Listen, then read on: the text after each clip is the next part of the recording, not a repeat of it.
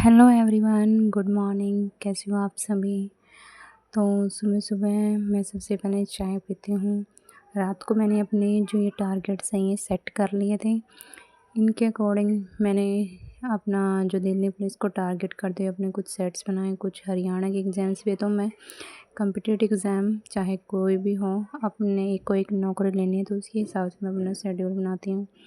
Plus मेरे next month graduation के exam है तो मैं उनको भी मेंटेन करते हुए चल रही हूँ, क्योंकि मेरे पास और कोई ऑप्शन नहीं है कि मैं कोई काम और स्टार्ट कर पाऊँ। तो मैंने इसलिए यूट्यूब को और अपनी स्टडी को ही चुना है। यूट्यूब पे मैं अपनी जर्नी शेयर करूँगी, प्लस मैं अपनी स्टडी करती रहूँगी।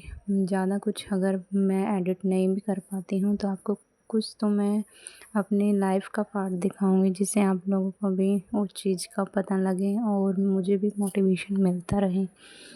तो मैं सबसे पहले कंप्यूटर को पढ़ती हूँ। मैंने रात को इसकी क्लास लगाई थी तो सुबह उठ के मैंने उसके नोट्स रिवाइज़ किए। और देन मेरे जब नोट्स रिवाइज़ हो जाते हैं तो फिर मैं अपने दिन में घर के काम करती हूँ।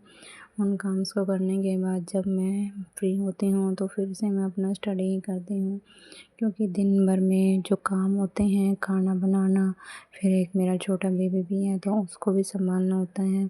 उसको नहलाना, खाना खिलाना, क्योंकि वो खाना अपने आप तो खाती नहीं है, नहीं किसी और से खाती, तो मैं ही उसको धक्के से खाना खिलाती हूँ। देन उसको खाना खिला के फिर मैं अपने बेबी को खाना खिलाकर उसको सुलाकर फिर मैं नहा धोकर फिर से यही होता है कि जितना मैक्सिमम टाइम हो वो मैं अपनी स्टडी को दे पाऊँ और अपने बच्चे का भी ध्यान रखूँ, क्योंकि अभी का 2 साल की हो गई है तो उसको भी थोड़ा से भी मेरे को उसकी भी स्टडी स्टार्ट करवानी पड़ेगी। लाइक जैसे कि छोटी-छोटी चीज़ें उसको सिखानी पड़ेंगी। तो अगर मैं अपनी स्टडी पे ध्यान देती तो उसके ऊपर भी ध्यान नहीं दे पाई, तो इसलिए मैं कोशिश करती हूँ जब वो सो रही हो या फिर दिन में जब सोती हैं, सुबह उसके सोकर उठने से पहले, रात को उसको सोने के बाद, प्लस जब वो दिन में खेल रही होती है तो मैं अपने काम करती हूँ, क्योंकि नौकरी एक मेरे को ज़रूर चाहिए।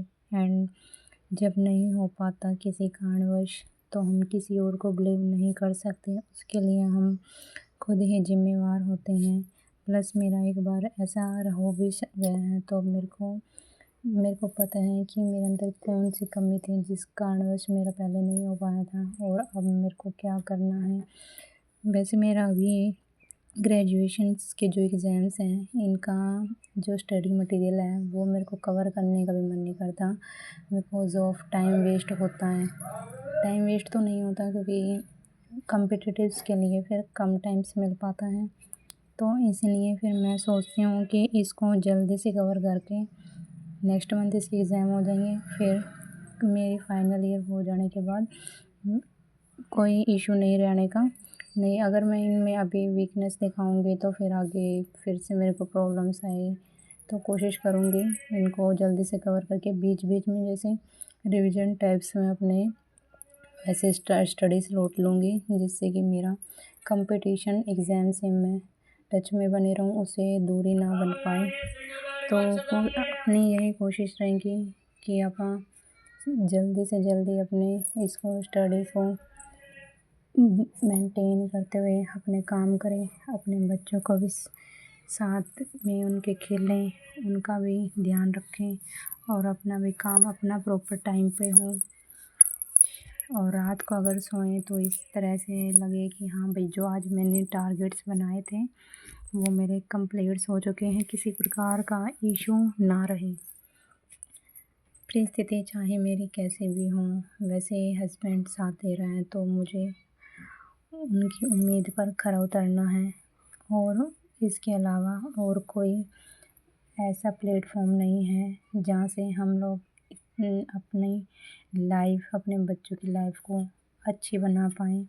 मेहनत सभी करते हैं, पर इस फील्ड में मेहनत करने से कुछ हमें बहुत अच्छा मिल जाता है और बच्चों की लाइफ भी आगे हमारी काफ़ी हद तक सुधर जाती है, यानी कि हमारी आने वाली पीढ़ी ही लगभग बिल्कुल सुधर जाती है। और इस चीज़ को ध्यान में रखते हुए मैं भी अपना फिर यही करती हूँ, अपना स्टडी स्टार्ट करें, ज़्यादा से ज़्यादा टाइम अपनी स्टडी को दूँ और अपने काम भी अपना प्रॉपर टाइम पे रहें।